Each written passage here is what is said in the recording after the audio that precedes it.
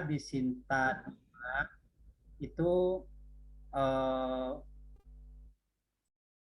sudah berbayar umumnya, ya. Nah,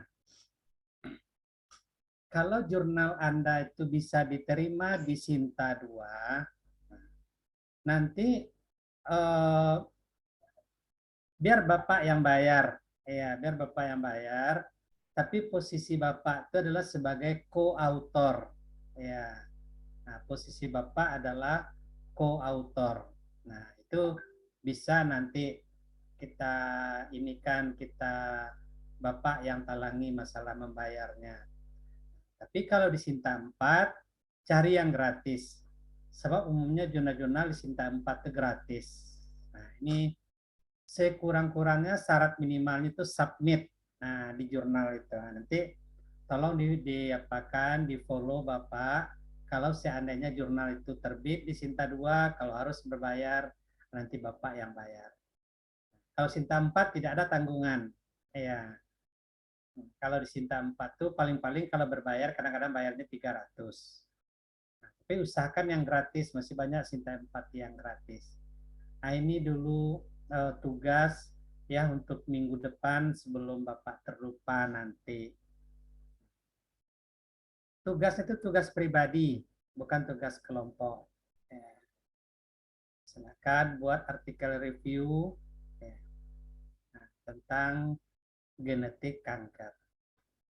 Silakan kalau ada yang bertanya sehubungan dengan tugas.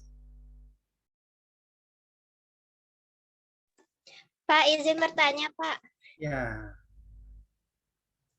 Em, yang masalah jurnal tadi itu, Pak, berarti kita pas publishnya kan, Pak, itu untuk proses pembayarannya kan, ya, Pak?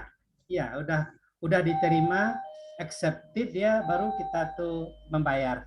Sebentar ya. Pak.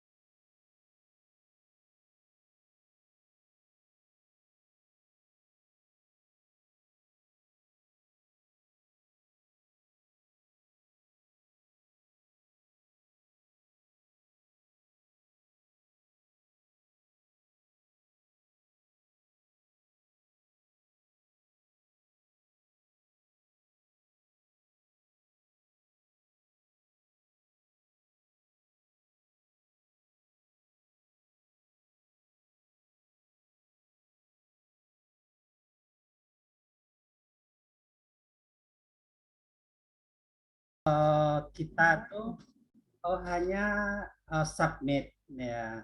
Sebab untuk accept itu kadang-kadang lama. Jadi boleh sampai submit saja. Nah, cuma nanti kalau seandainya dia terbit, bisa kontak Bapak lagi, Pak. Rupanya dia bisa terbit di Sinta 2. Alhamdulillah. Tapi jangan lupa ya membuat Bapak sebagai co-author. Nah, kalau tidak dibuat Bapak sebagai co-author, tidak bisa Bapak keluarkan. Ya. Silakan, adalah yang mau bertanya.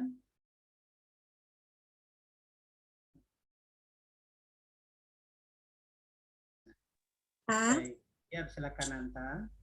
yang artikel review itu yang meta analisis, Pak.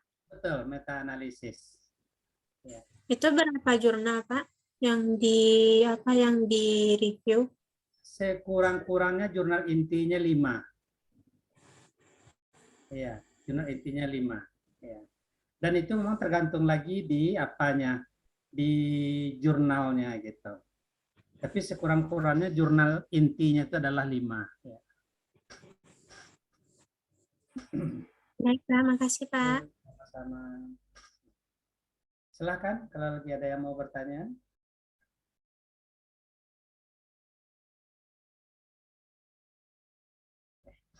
Kalau tidak ada, kita lanjutkan.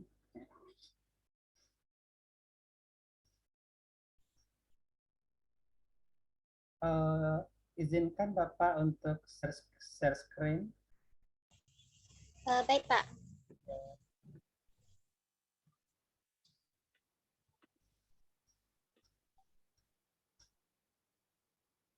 Sudah, Pak. Ya.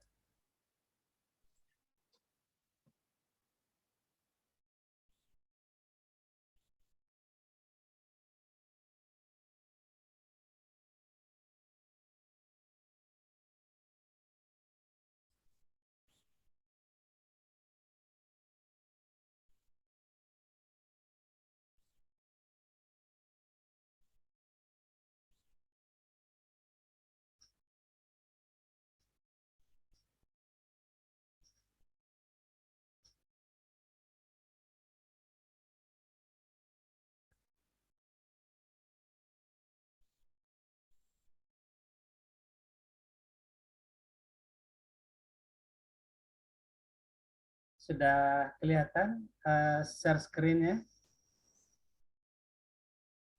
Sudah, Pak. Ya.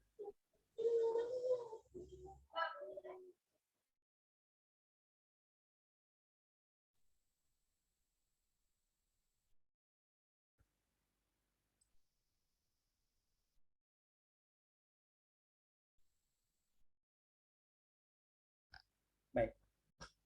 Jadi hari ini kita akan bicara tentang mutasi gen, DNA, dan repair. Ya. Nah, jadi hari ini kita perlu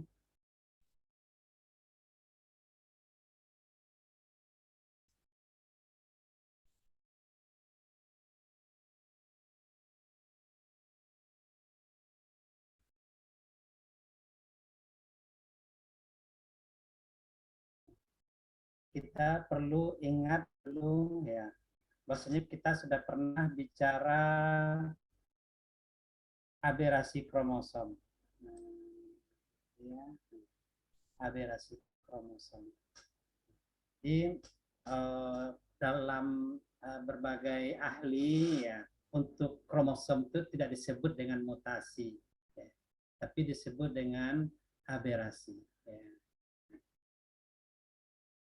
Jadi kalau kita lihat ya, mutasi gen ya, itu terjadi perubahan pada substansi DNA-nya ya, ataupun RNA ataupun RNA.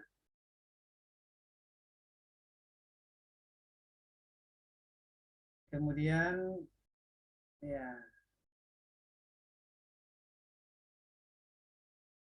tujuan mutasi kalau bagi makhluk hidup, nah, kalau dia dikehendakinya ya untuk beradaptasi. Misalnya virus COVID, ya. Hari ini manusia mencarikan untuk pemusnah, ya, virus corona itu. Ya. Kita cari berbagai macam antivirus. Ya. Kalau untuk bakteri dicari manusia berbagai macam antibiotik. Nah, itu di satu sisi di pihak kita manusia. Nah, di pihak virus itu sendiri atau bakteri atau kuman-kuman penyakit itu sendiri, dia juga memberikan perlawanan, ya, memberikan perlawanan kepada kita. Maka hari ini katakan sajalah untuk COVID-19 ini, ya, vaksin yang pertama kan sudah tidak dipakai lagi, ya. Vaksin apa dulu namanya yang awal-awal itu ya, nah tidak dipakai lagi karena disinyalir sudah tidak efektif. Kenapa? Karena virus COVID itu dia bermutasi untuk beradaptasi dengan antivirus yang disuntikan ke dalam tubuh manusia. Nah itu dia. Kalau dilihat dari segi tujuan mutasi itu, ya. Nah, tapi ada juga mutasi itu memang terjadi itu tidak dikehendaki oleh makhluk hidup. Ya. Contohnya di kita, penyakit-penyakit genetik yang memang tidak dikehendaki, tapi terjadi saja dia. Nah, gitu. Jadi memang kalau kita lihat mutasi ini memang nyaris random, gitu. Ya, nyaris random. Mengapa dikatakan nyaris random? Ya contoh saja, sinar ultraviolet. Ya, itu diketahui bisa menyebabkan mutasi. Orang takut dengan sinar ultraviolet. Tapi ada orang yang terjadi mutasi sehingga bisa menyebabkan kanker, dan ada juga orang yang tidak. Contoh sajalah saudara-saudara kita di kampung yang ke ladang, ke sawah. Sinar ultraviolet apa yang tidak menimpa mereka? Ya. Atau saudara-saudara kita yang ke laut. Ternyata mereka alhamdulillah ya sehat-sehat saja. Makanya di satu sisi mutasi ini ya sepertinya random dan juga memang bisa disebabkan oleh faktor-faktor dari luar. Nah, inilah hal-hal yang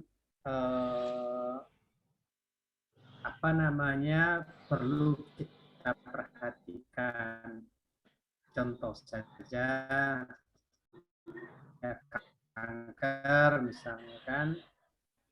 Makanya tidak heran kita kanker itu begitu banyaknya hari ini karena disebabkan oleh faktor luar makanan. Apa contohnya? Pengawet. Ya.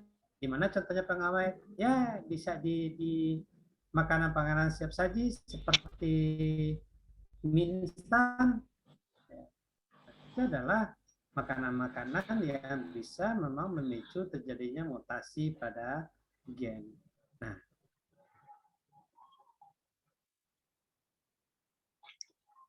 kalau kita lihat ya dari segi kemungkinannya,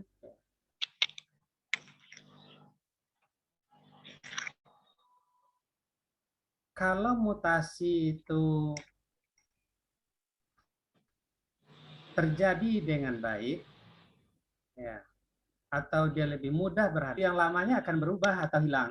Sama dengan COVID-19 sekarang, makanya menurut para ahli yang terakhir ya Omikron gitu ya, itu udah berbeda lagi dengan yang pertama ada dulu di Cina itu. Ya. Setidaknya kalaupun dia tidak hilang, tapi sudah berkurang populasinya. Tapi kalau seandainya mutasi itu mengarah ke arah yang tidak cocok bagi dia, maka populasi itu akan susut atau bahkan punah.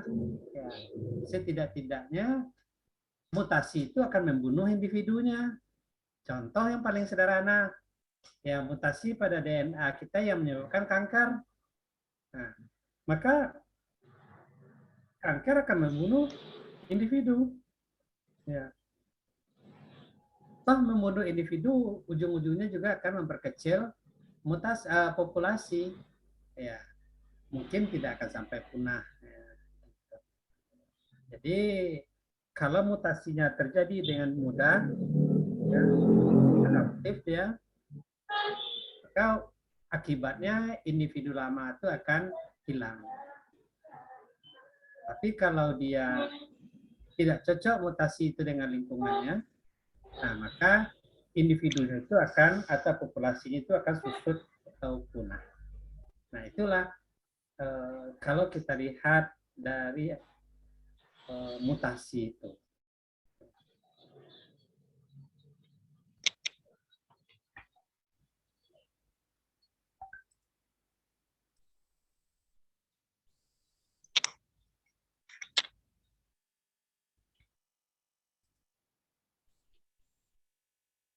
Nah, ini istilah mutan. Maka ada film yang judulnya Mutan. Ya. Berarti adalah makhluk hidup yang sudah mengalami mutasi. Faktornya, ya, zat, sinar, itu disebut dengan mutagen. Prosesnya disebut dengan mutagenesis.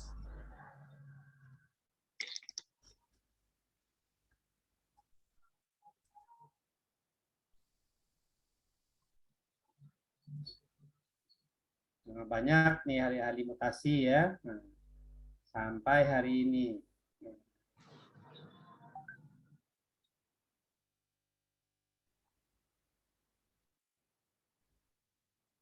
Nih contoh-contohnya. Nah,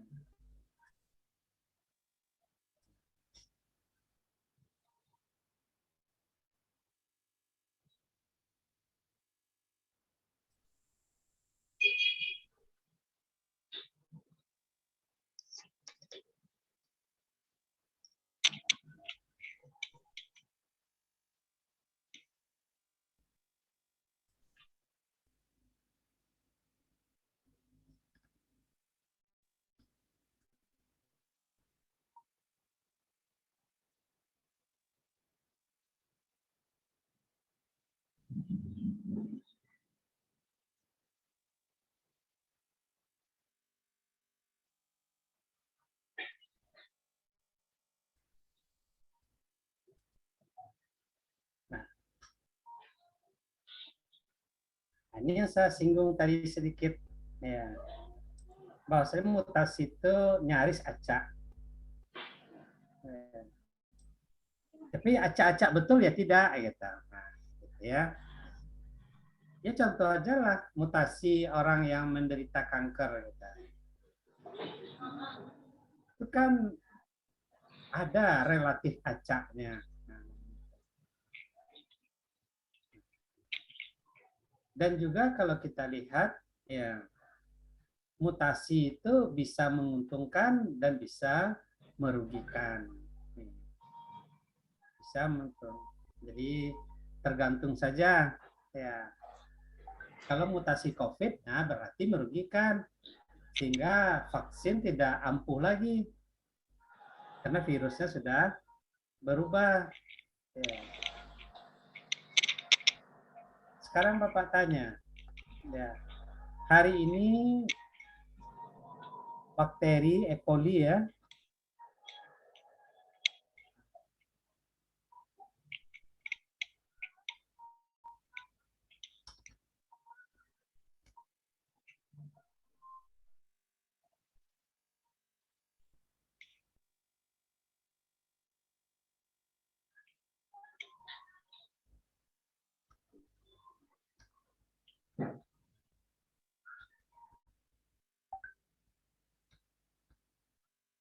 E. coli sudah bisa menghasilkan insulin.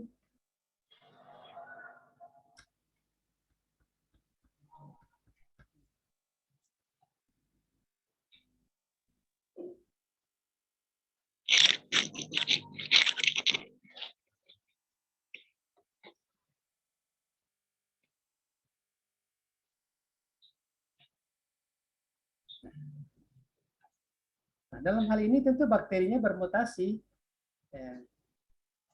Tapi menguntungkan untuk kita manusia. Namun karena dibuat, nah E. coli yang bisa menghasilkan insulin dibuat, maka ada pula bahasanya rekayasa genetik. Nah, itu kan istilahnya saja. Pada hakikatnya itu adalah mutasi. Nah, jadi bisa saja menguntungkan atau bisa merugikan. Kalau kita lihat misalnya hari ini ya, nah, Bapak ingin tahu Jumiah obat malaria hari ini sudah ada enggak yang tuntas? Nah, gitu. Atau menurut Jumiah, tapi janganlah malaria. Demam berdarah saja contohnya. Ya, demam berdarah. Udah ada sejak lama. Nah, sekarang menurut Jumiah sudah ada enggak obat demam berdarah yang ampuh?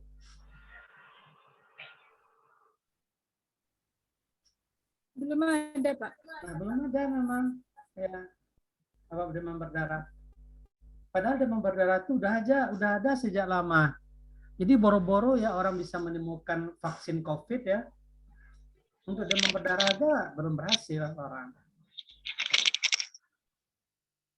Itu adalah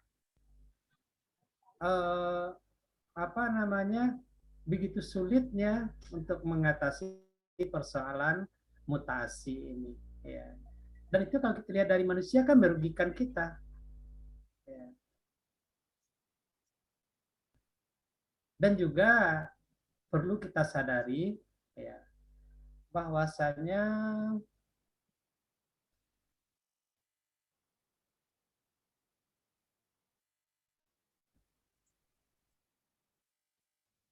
mutasi itu adalah kunci dari evolusi. Jadi bermutasi, akhirnya terjadilah evolusi pada makhluk hidup itu. Terjadi perubahan. Tapi disebut dengan mikroevolusi. Ya, tidak seperti evolusi kera yang digambarkan oleh Darwin itu. Ya. Atau evolusi kuda gitu kan. Nah, tidak seperti itu. Tapi dia kalau kita lihat sebenarnya memang proses evolusi itu berawal dulu dari proses perubahan genetik.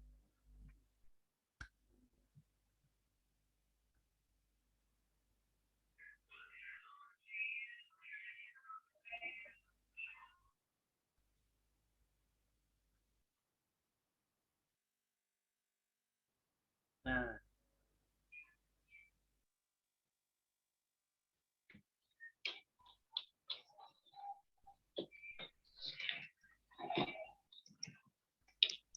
jadi mutasi itu bisa kita lihat dari berbagai faktor. Pertama, dia dari segi tempatnya.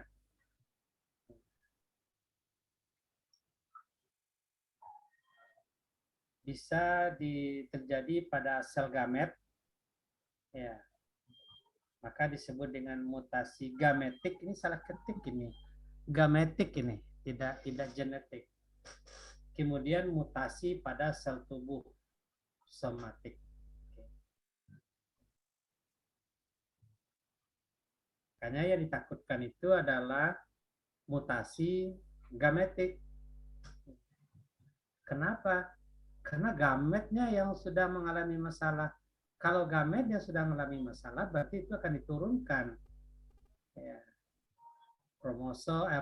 Sperma atau ovum yang mengalami masalah, nah, maka itu akan berbahaya sekali. Makanya kan korban perang Nagasaki Hiroshima itu yang hidup itu dianjurkan untuk tidak memiliki keturunan. Ya. Kenapa?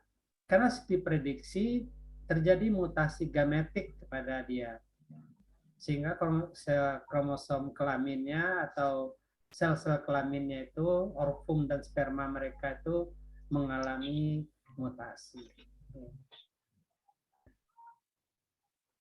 Kalau kita lihat berdasarkan kejadiannya, maka ada yang alami dan ada yang dibuat oleh manusia.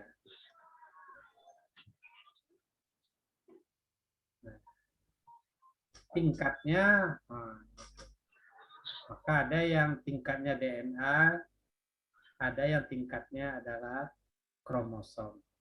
Jadi tingkat itu bukan titik, itu DNA itu. Ya, ada yang di DNA, ada yang di kromosom. Jadi ini ada beberapa ini ya salah konsep ini salah ini ya. Nah, ini juga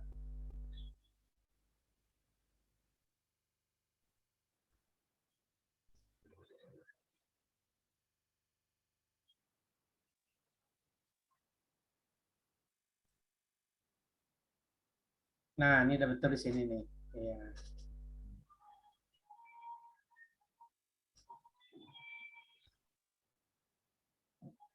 Nanti ini Bapak share, silakan aja baca.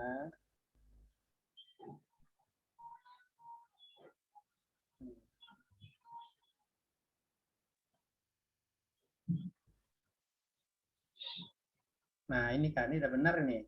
Mutasi gen. Nah, tadi salah yang dibuat di situ. Ya.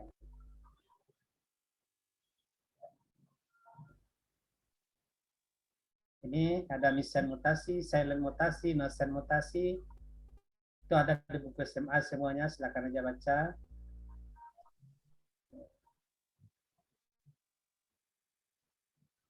Ada macamnya penambahan asam amino, ada pengurangan atau delesi ya.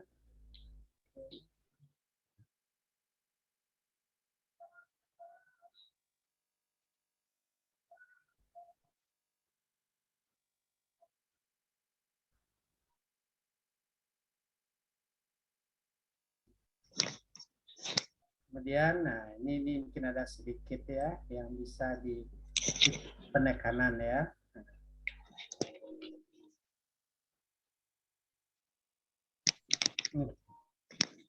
Silent mutasi. Ya. Jadi silent mutasi, dia terjadi mutasi, ya, tapi tidak merubah asam amino. Ini dia wild type-nya.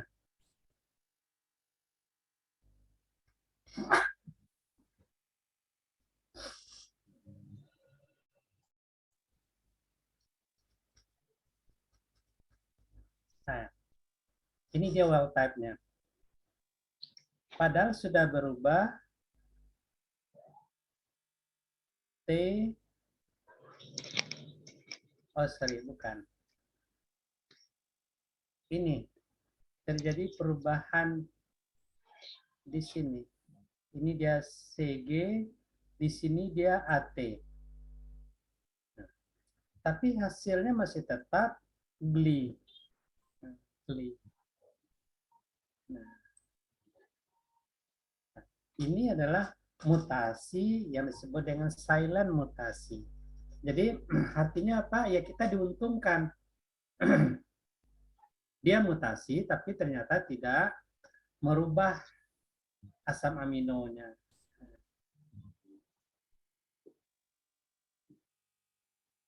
Oke.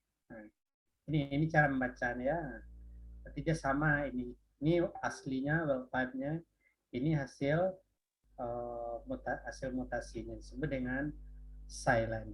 Oke. Baik.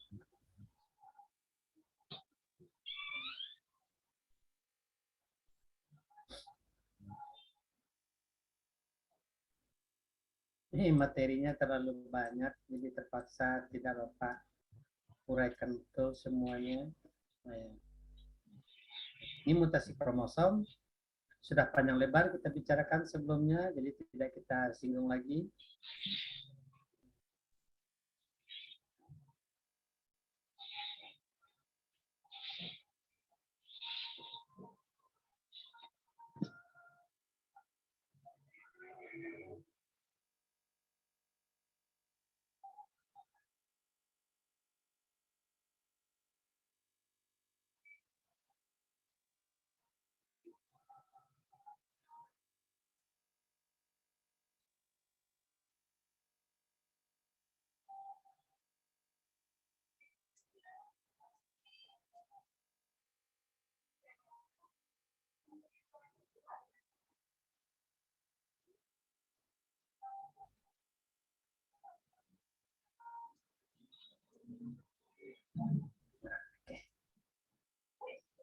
Beberapa jenis mutagen. Nah, jadi dalam hal ini Anda ya, harus tahu ya, bahwasannya di lingkungan kita ada zat-zat mutagen itu yang banyak digunakan. Ya, contoh, nah ini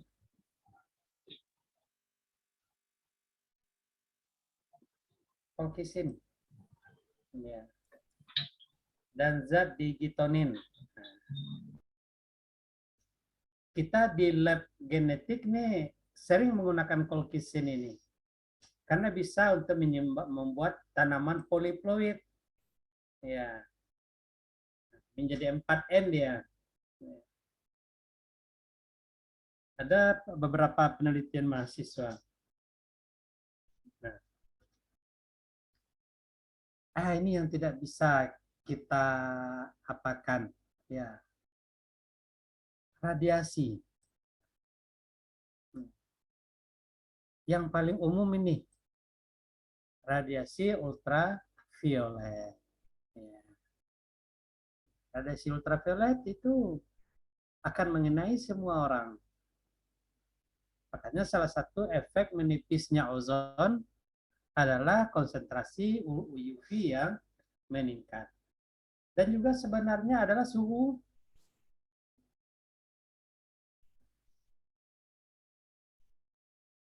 Tapi itu apa daya kita. Ya. Tadi malam Bapak ada perpisahan jamaah naik haji ya. Pada musim haji sekarang tuh dia di Makkah tuh bisa suhunya 50 derajat. Ya. 40 sampai 50 derajat. Ya. Padahal kita di Padang aja sekarang itu suhunya paling-paling 35 gitu. Itu udah panas. Di Mekah itu bisa 40 sampai 50 saat ini. Nah, itu adalah termasuk mutagen gitu.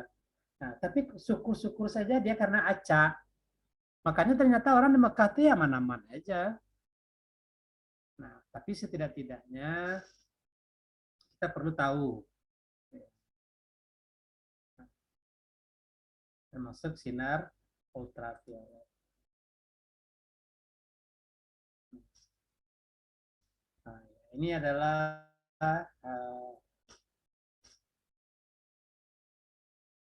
ini memang ini belum sempat Bapak cek, ini bahasanya kurang tepat. Ini adalah aberasi kromosom ya. Berbagai macam sindrom ya.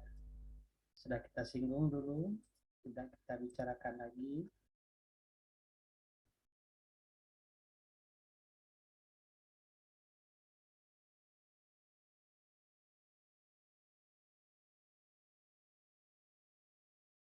Nah,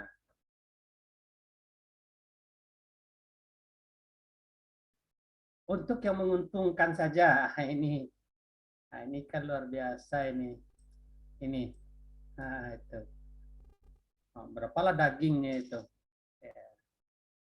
Nah, ini adalah produk mutasi. Terbebaslah ya, ini aman atau tidak. Nah, gitu. Kan memang banyak juga para ahli mempertanyakan gitu. Ya. Ini makhluk hidup yang sudah mengalami mutasi ini kan disebut dengan transgenik, ya, makhluk transgenik.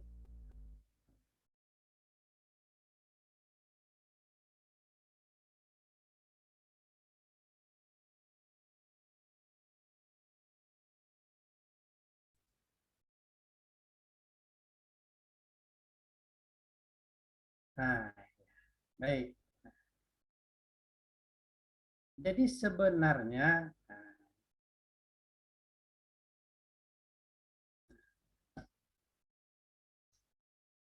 ini harusnya dibicarakan sebelum mutasi ya. Nah, jadi DNA ketika dia replikasi di dalam tubuh kita, ya, dia mungkin salah, nah, gitu. Atau dia bisa salah, nah, dia bisa salah. Maka di dalam tubuh kita ada mekanisme yang disebut dengan DNA repair atau perbaikan DNA. Nah, inilah kebesaran Allah. Ya, sama saja ketika kita kemasukan bibit penyakit, infeksi, ya,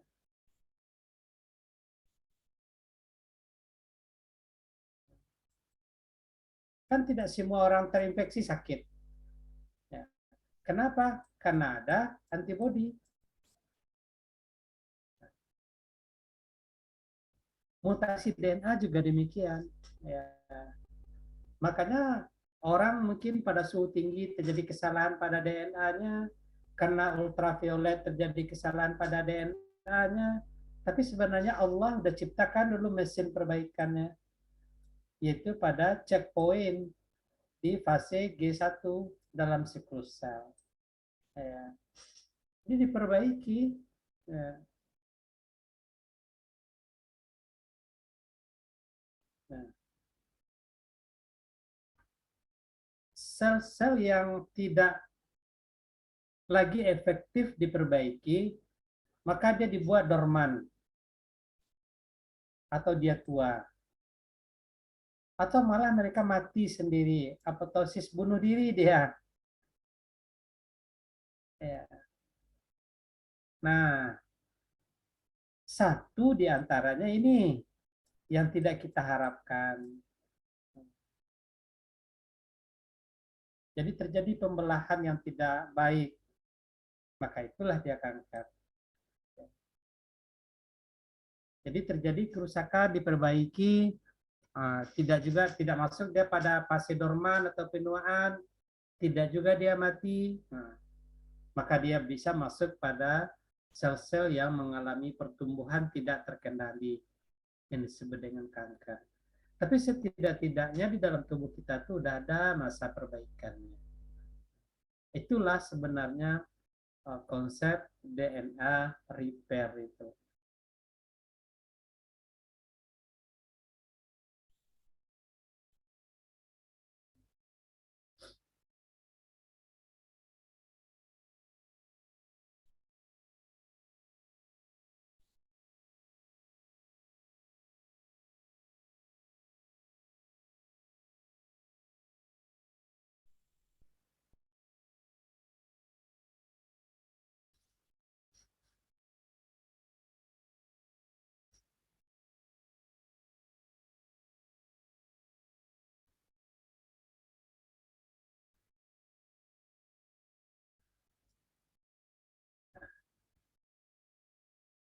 Pola-pola perbaikan itu ya ada macam-macam. Ada yang disebut dengan damage reversal, ya, excision repair, double strand buried repair. Ini adalah uh, post-trap replicative repair. Ya. Nah, ini adalah mekanisme-mekanisme dari DNA repair. Ya. Semuanya menggunakan enzim. Nah, ini bicara kalau di dalam DNA itu adalah menggunakan enzim. Jadi dia secara enzimatis.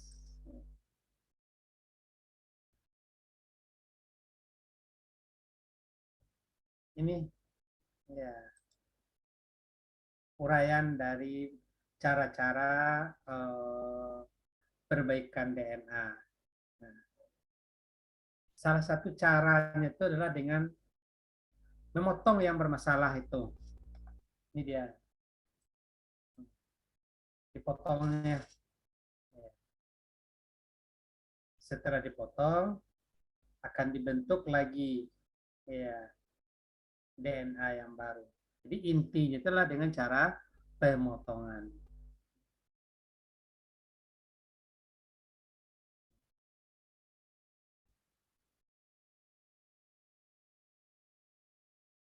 Ini juga adalah masih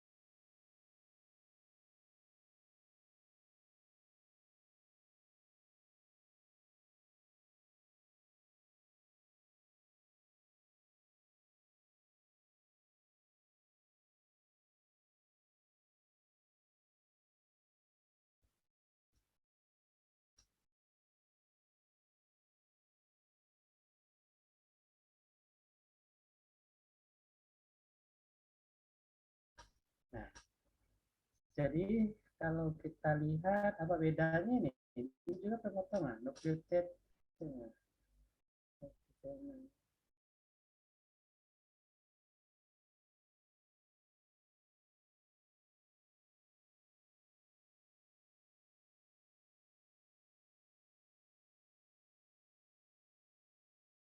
Jadi hampir sama.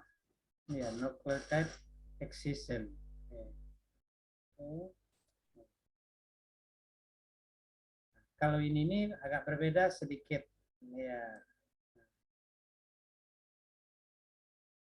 Jadi yang tidak cocok itu diperbaikinya. Jadi tidak dipotong. Kalau yang dua tadi dipotong, nah kalau ini tidak.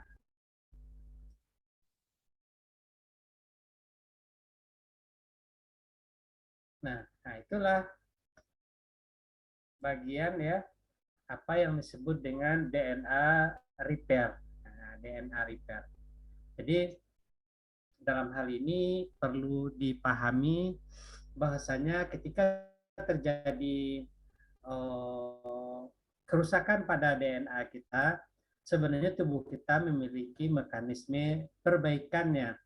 Ketika tidak lagi bisa diperbaiki, maka barulah dia jatuh kepada proses mutasi yang sudah bagaimana namanya ya, ya mutasi menurut Bapak sih, ya. Karena ketika dia ada kesalahan diperbaiki, kalau tidak juga baru dia jatuh kepada perubahan pada DNA. Ya. Tuh. Ya. Nah, berikut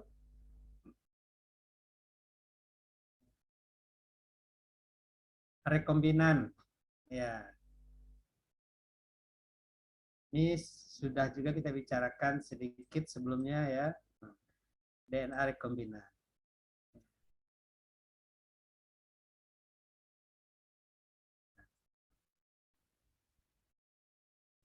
Maka banyak hal yang berperan ya di dalam DNA rekombinan.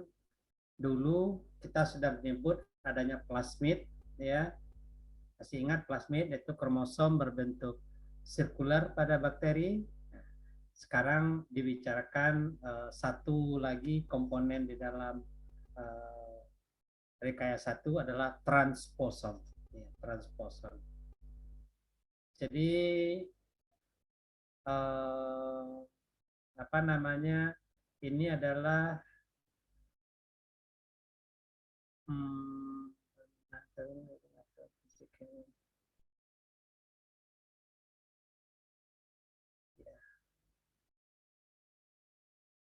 transposom ini disebut juga dengan jumping gen gitu ya, gen yang melompat,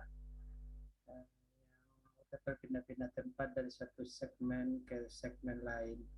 Jadi hampir sama prinsipnya dengan plasmid, ya. Karena plasmid bisa kita pindah-pindahkan, kita ambil plasmid, kita keluarkan, kita sisipi gen, bisa kita masukkan lagi. Nah, transposom, kalau Bapak biasanya transposom ya, transposon. Nah, tapi kalau transposon ini gennya gitu, yang bisa pindah ke bagian-bagian yang lain. Nah, maka dalam hal ini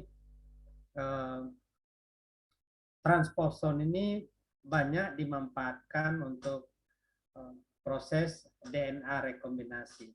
Namun sebenarnya yang lebih banyak, yang paling banyak digunakan adalah plasmid. Tapi transposon adalah salah satunya.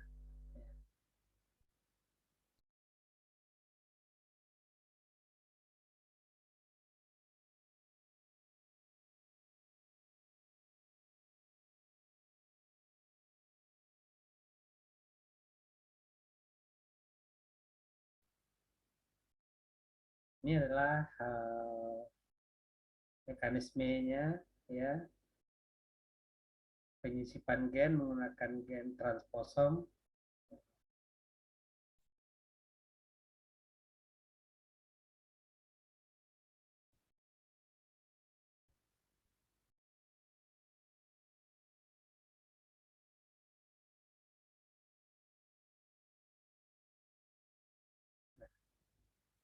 Ini barangkali yang kesimpulannya dari transposom dalam rekombinasi. Kata kuncinya dia akan mampu disisipkan ke dalam gen, ya, sama saja dengan apa namanya plasmid, disisipkan dia ke dalam tubuh bakteri, ya. Kalau ini disisipkan dia ke dalam susunan gen itu sendiri, ya. Tapi tidak semudah itu, ya. Sebab kalau memang segampang itu menyisip-nyisipkan gen, maka hari ini mudah menyelesaikan penyakit genetik. Nah, tapi tidak seperti itu. Nah, jadi setidak-tidaknya para hari ini para ahli sudah melakukannya. Kemudian juga bisa digunakan untuk menandai sel, dan juga untuk melakukan mutagen. Ya. Jadi DNA rekombinan pada prinsipnya juga adalah mutagen, ya, mutagenesis, ya, bukan mutagen, mutagenesis.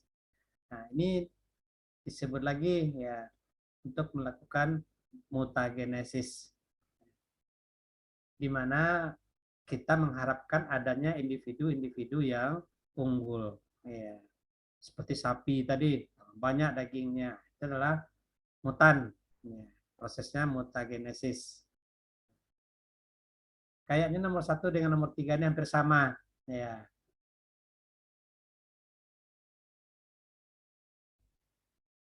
Oke.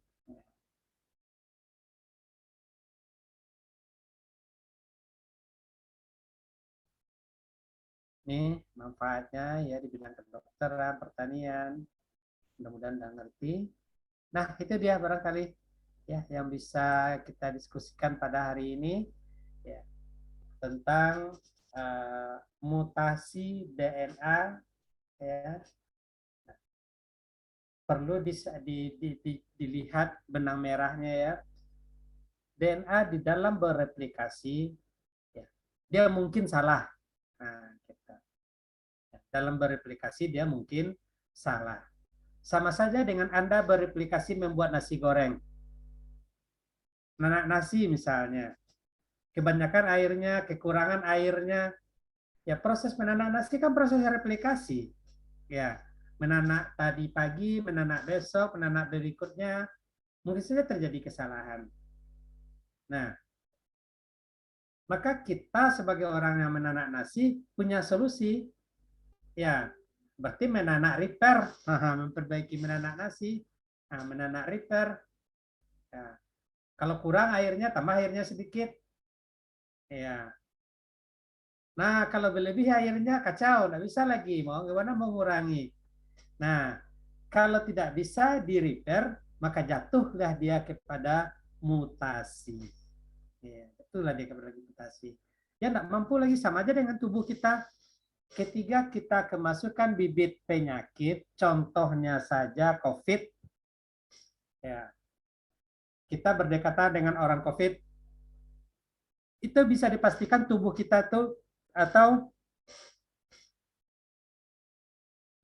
virus COVID itu pasti masuk ke dalam tubuh kita. Karena orang itu bernafas gitu ya, bersin sedikit gitu. Atau kita bersentuhan dengan dia lalu kita bawa tangan kita ke hidung. Tapi kan tidak semua kita yang dapat COVID. Atau janganlah COVID influenza aja lah. Nah, COVID ngeri betul influenza. Ya. Tapi kan tidak semua kita yang berinteraksi dengan orang influenza itu influenza. Kenapa? Karena ada antibodi dalam tubuh kita. Nah, kalau tidak kuat antibodi sistem pertahanan tubuh kita, barulah kita jatuh kepada sakit. Nah, ketika DNA damage, DNA rusak, tidak berhasil diperbaiki, maka jatuhlah ke dalam mutasi. Ya. Berbagai macam tadi tipe mutasi, penyebab mutasi, silakan jadi baca. Nah, mutasi ada yang alamiah, ya, tidak dapat dihindari. Ada yang buatan. Mutasi buatan, ya, menurut Bapak, itu diterjemahkan dengan bioteknologi modern. Ya, bioteknologi modern.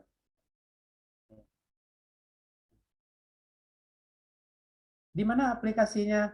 Di bidang kesehatan. Contohnya apa? Bakteri yang bisa menghasilkan hormon insulin.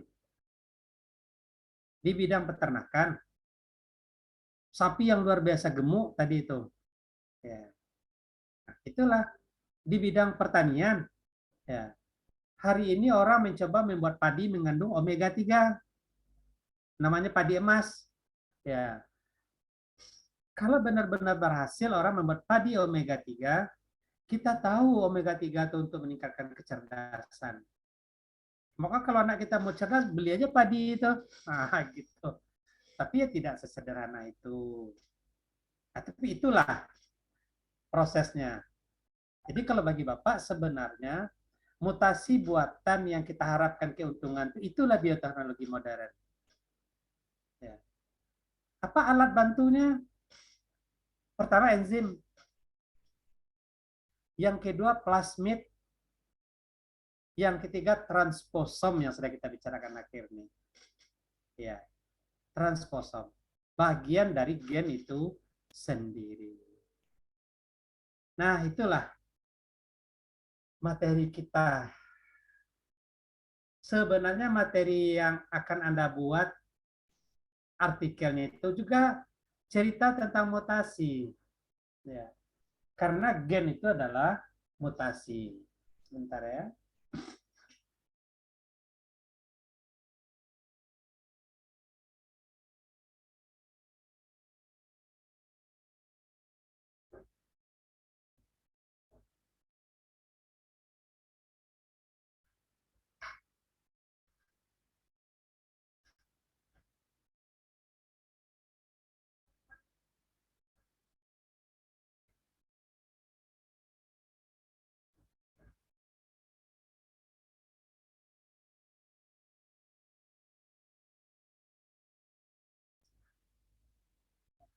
Kembali ya. Jadi kanker itu sendiri adalah mutasi. Jadi oleh sebab itu, ya, ini menurut Bapak saja nih, tidak banyak betul teorinya. Kalau Bapak menyimpulkan kanker itu adalah penyakit keturunan. Kalau ibunya menderita kanker, serviks lah, mame lah, ya. maka si anak harus warning. Ya. Jangan makan tanpa seleksi lagi. Makan juga ayam yang banyak dengan zat pengatur tumbuhnya. Makan juga super mie yang banyak dengan zat pengawetnya. Makan juga zat-zat makanan-makanan berwarna yang banyak mengandung zat warna. Nah, kalau seperti itu perilaku anak yang terlahir dari ibu kanker mami, kanker setelah itu. Ya, di usia 40, di usia 30 dia akan muncul nanti. Kenapa? Ya karena kanker itu mutasi. Ya. Jadi gimana Pak? Kalau ada orang tua kita yang kanker, maka kita berada pada jalur kuning, lampu kuning. Hati-hati. Ya. Menjauhlah dari makanan-makanan pemicu kanker. Apa itu? Ya, makanan yang pakai pewarna, makanan yang pakai perasa, makanan yang pakai pengawet. Lebih kurang makanan-makanan yang terbuat dari atau yang ditambahkan unsur-unsur kimia makanan. Hindarilah. Ya. Kalau nggak percaya silakan saja buktikan. Ya. Lihat saja silsilah di teman-teman Anda yang menderita kanker. Coba telusuri ke atas. Biasanya dia tidak tunggal. Ya. Kadang-kadang ada omnya, kadang-kadang ada tantenya, kadang-kadang malah ada ibunya. Nah itu. Tapi Bapak ini tidak banyak membaca buku seperti itu, betul. Tapi itu mau menurut pemahaman Bapak dan hal yang Bapak lihat dalam kehidupan sehari-hari. Jadi kembali kepada kata kuncinya ya. Nilai-nilai ini yang kita ambil setelah belajar genetika ini antara lain, kalau keluarga dekat kita ada penyakit genetik, hati-hatilah. Ya. Hati-hatilah kita selagi belum sakit. Apa itu penyakit genetik? Banyak tadi. Mulai dari aberasi kromosom. Ya. Apa contohnya? Sindrom Down. Ya. Ada lagi penyakit genetik pada level DNA. Apa contohnya? Diabetes. Ya. Kanker. Makanya ini adalah nilai-nilai ya, yang bisa Anda ambil setelah mempelajari genetik ini. Ya. Supaya apa? Supaya penyakit-penyakit genetik itu, ya, kalaupun harus datang kepada diri kita, tapi datangnya terlambat, jangan cepat. Ya. Datangnya adalah terlambat. Sebab memang dari teorinya, ketika sudah ada mutasi DNA pada gen yang menjadi penyebab Anda diabetes, gangguan sekresi insulin, ya, itu dia lambat laun akan muncul. Tetapi bagaimana bisa diperlambat ya, dengan merubah lifestyle atau gaya hidup. Ya. Sehingga mungkin dia muncul nanti di umur 60, ya. Tidak muncul dia di usia 40. Ya. Kalau dia muncul di usia 40, kacau. Kenapa? Wah, baru kakayo baru di usia 40. Ya. Sudah punya rumah, sudah punya mobil, nah udah bisa mau daftar haji, tapi udah sakit. Nah, gitu. Tapi kalau sakit umur 60 ya sudahlah. Ya, membuat kita semakin ingat kepada Allah. Ya. Bahwa kita tidak perlu lagi banyak pergi kemana-mana. Ya, karena udah sakit, banyak pergi ke masjid saja lagi. Ya. Tapi kalau sakit di usia 40 itu gawat. Ya, nah itulah gambaran ya dari saya pada bagian kedua mata kuliah genetika dan reproduksi ini. Mudah-mudahan bermanfaat. Ini adalah pertemuan kita yang terakhir. Pertemuan ke-15-nya Anda membuat artikel. Pertemuan ke-16-nya itu adalah nanti kita akan melaksanakan ujian akhir semester. Kita ujian akhir semesternya nanti di platform e-learning. Ya. Silakan kalau ada yang mau bertanya. Pak, izin bertanya, Pak. Ya, silakan. Tadi untuk mutasi itu kan salah satu contohnya tadi virus kan, Pak. Virus Ya. selalu bermutasi gitu. Terus melihat dari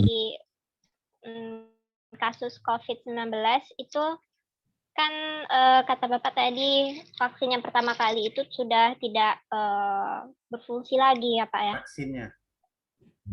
Iya Pak. Tidak efektif lagi gitu kan Pak? Iya, tidak efektif lagi. Terus jadi kan sebagian orang kan sudah banyak tuh mulai dari vaksin 1 sampai vaksin 2. Itu memang perlu Pak untuk vaksin yang ketiga Pak, yang katanya booster itu Pak. Sebenarnya teorinya mah demikian. Makanya jamaah haji yang mau berangkat haji hari ini wajib booster. Ya, wajib booster. Itu adalah sebenarnya salah satu usaha kita ya untuk bisa lebih tahan. Tetapi sesungguhnya yang lebih dari kita harus meningkatkan daya tahan tubuh. Gimana meningkatkan daya tahan tubuh kita? Pikiran tidak macam-macam, istirahat cukup, makanan yang sehat. Nah itu, ya. Vaksin bukan segala-galanya. Penemuan vaksin COVID-19 ini sebenarnya tidak masuk akal. Ya. Mana mungkin vaksin bisa ditemukan 2 tahun. Tahun 19 dia, tahun 20 malah sudah ada vaksinnya. Sederhana saja. Ya. HIV saja sudah puluhan tahun tidak ada vaksinnya, belum ketemu vaksin. Demam berdarah sudah ratusan tahun tidak ada vaksinnya. Ya. Polio sudah ratusan tahun belum ketemu vaksinnya. Yang ampuh. Malaria yang hanya disebabkan oleh bakteri Plasmodium tidak bisa tuntas hari ini. Di Papua itu, di Riau itu banyak orang meninggal karena malaria. Itu contoh. Jadi oleh sebab itu vaksin adalah sebentuk usaha kita. Tidak jaminan. Ya, tidak. Jadi kita berikhtiar penting. Jadi kalau memang mau ikut di booster ya silakan. Ya. Karena itulah dia tadi. Karena apa? COVID virusnya itu bermutasi setiap saat. Perlu nanti ada penguatan dari vaksin yang sudah kita terima itu. Hanya jadi begitu Cynthia. Kata kuncinya apa? Makhluk tingkat itu dia mutasinya itu lebih ekstrim daripada kita. Perubahannya itu lebih ekstrim. Tadi mutasi adalah proses evolusi. Tapi efek evolusi adalah tingkat rendah itu lebih tampak daripada kita. Oke, silakan. Ada yang mau tanya yang lain?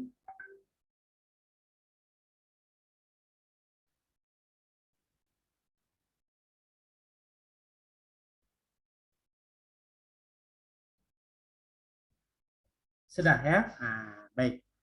Kalau tidak ada yang mau ditanyakan, demikianlah ya pertemuan kita hari ini. Bapak minta maaf ya, banyak kesalahan, banyak waktu yang tidak bisa optimal Bapak berikan. Nah, atas kekurangan itu Bapak minta maaf ya. Mudah-mudahan pertemuan kita ini diberkahi oleh Allah. Demikian saja. Wabillahi taufiq wal hidayah. Assalamualaikum warahmatullahi wabarakatuh.